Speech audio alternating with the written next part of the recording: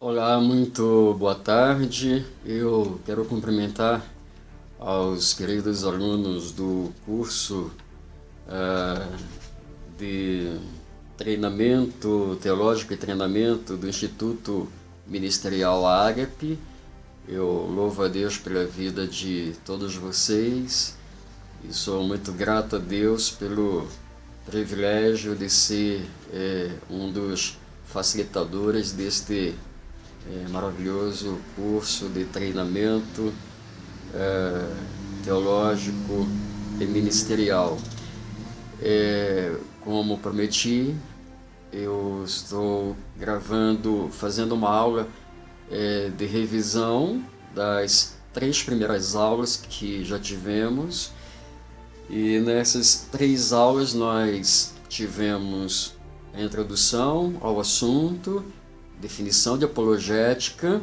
Na segunda aula, vimos os motivos em favor da apologética, e na terceira aula, que foi segunda desta semana, anteontem, tivemos a visão histórica da apologética. Então, o meu desejo é que com esta revisão você possa recapitular algumas coisas que nós estudamos nessas 3 aulas. Que Deus os abençoe.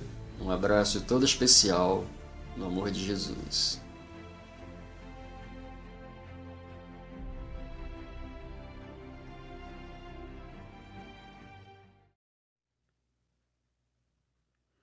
Nesta primeira aula, que tem como ênfase a apologética no Antigo Testamento, nós estudamos que a apologética é a ciência ou disciplina racional que se esforça por apresentar a defesa da fé religiosa existindo dentro e fora da igreja. Em nossas considerações, analisamos que se a disciplina é racional e que há um esforço para se apresentar a defesa da fé religiosa, então esta defesa apela para o racional, o intelecto, de modo que a resposta ou o nosso posicionamento, a nossa defesa, seja vibrante, impactante e racional. Vemos também que a palavra ou o termo é derivado do grego apologia, defesa, uma resposta ao ataque dentro daquela situação que Atos capítulo 26, verso 1 e 1 Pedro capítulo 3, verso 16 nos descrevem. Então fizemos essas duas definições na primeira lição: apologética como ciência racional, o seu termo, a derivação do seu termo, que vem do grego, e que apresenta assim, a ideia de defesa, uma resposta ao ataque dentro daquele contexto de Atos 26, 1 e 1 Pedro capítulo 3, verso 16. As duas referências apresentadas, Atos capítulo 26 e o verso 1, e 1 Pedro capítulo 3, verso 16, nos mostram, na primeira referência de Atos 26, 1, a defesa de Paulo diante do rei Agripa, e na segunda referência de Pedro, capítulo 1 Pedro capítulo 3, verso 16, então temos ali a menção sobre o fazer a defesa racional, de modo que aqueles que caluniavam, acusavam, ficassem envergonhados diante das suas acusações e suas calúnias. Usando ainda a referência da Epístola de Pedro, primeira Epístola, capítulo 3, o verso 15 nos diz assim: estai sempre prontos a responder para vossa defesa a todo aquele que vos pedir a razão de vossa esperança, mas fazei-o com suavidade e respeito. Então, uma outra referência está nos mostrando que fazer apologia é fazer a nossa defesa. Estudamos também que o termo é usado em contraste, o termo apologética é usado em contraste com polêmica, que é um debate efetuado entre cristãos a fim de determinar a verdadeira posição cristã sobre alguma questão específica. Presumivelmente, a apologética então aborda questões defendidas por alguma fé religiosa específica, como o cristianismo, mas que são negadas pelos incrédulos. Então, na verdade, esse termo apologética, usado em contraste com polêmica, que é um debate, a apologética ela se posiciona entre cristãos a fim de determinar a verdadeira posição cristã sobre alguma questão específica. Então, apologética é diferente de polêmica, é diferente de debate. Apologética é defesa racional, amável, suave e com entendimento.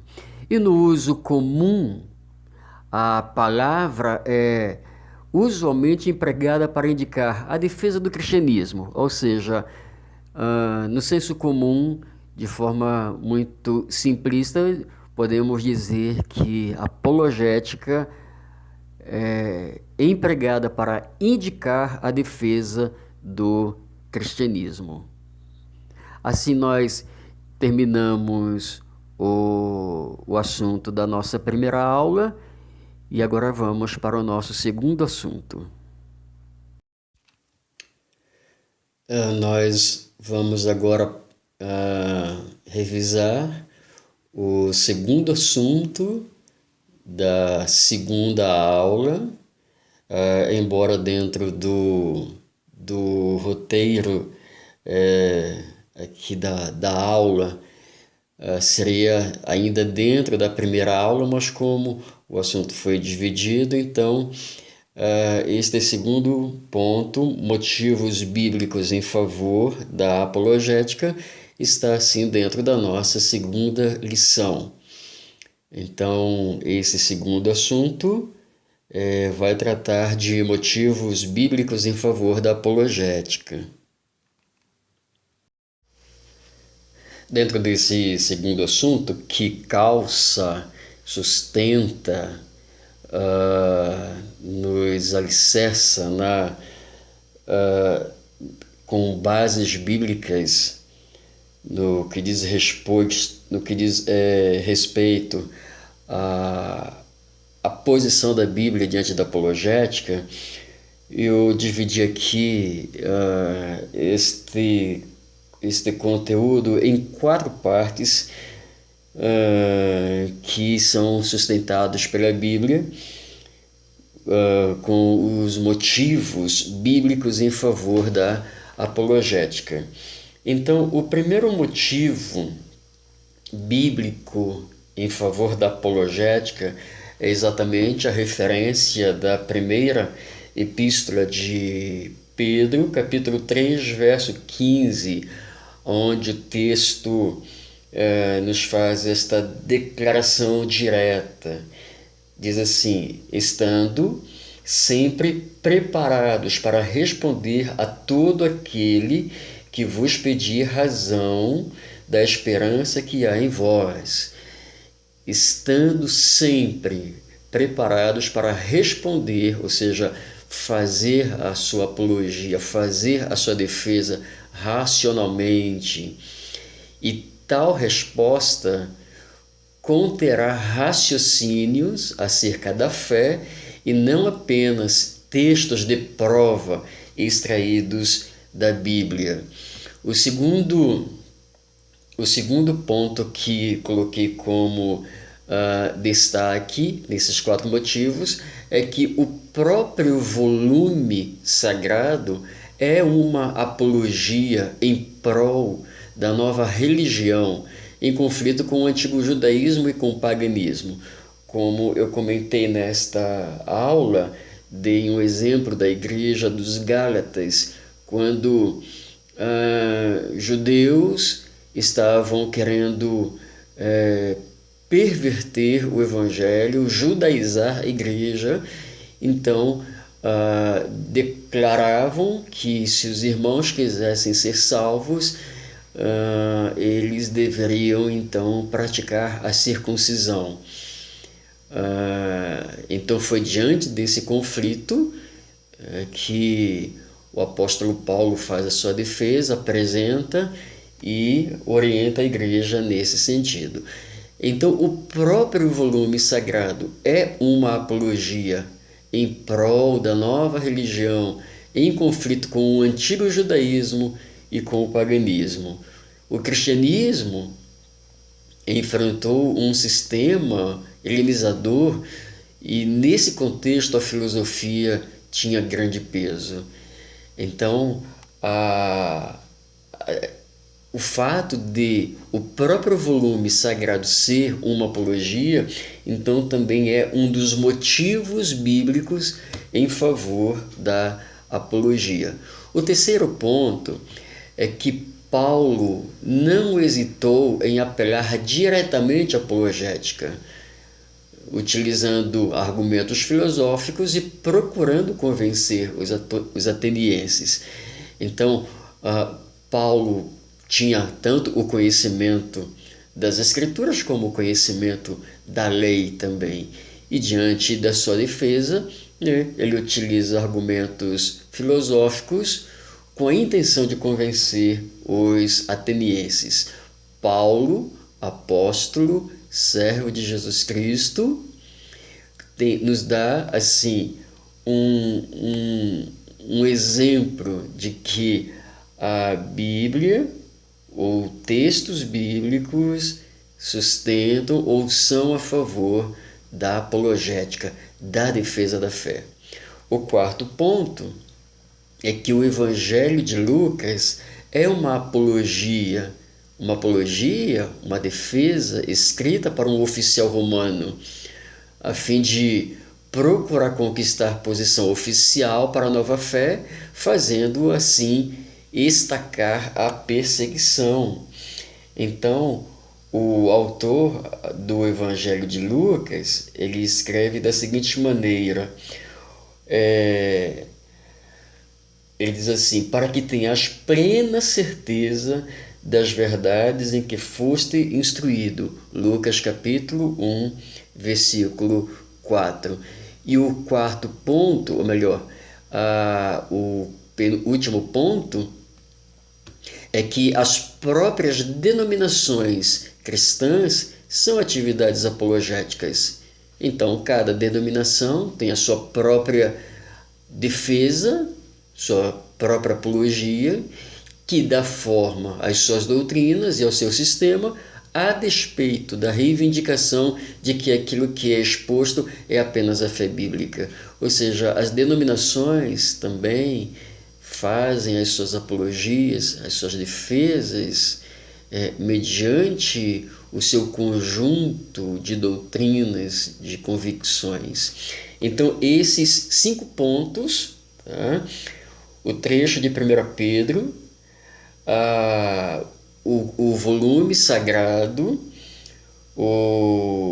a defesa de Paulo, o Evangelho de Lucas e as denominações, as próprias denominações, são motivos bíblicos que sustentam a apologia ou a visão, a ciência apologética. E aqui colocamos um ponto final com o nosso último assunto da nossa terceira aula do curso teológico e treinamento ministerial.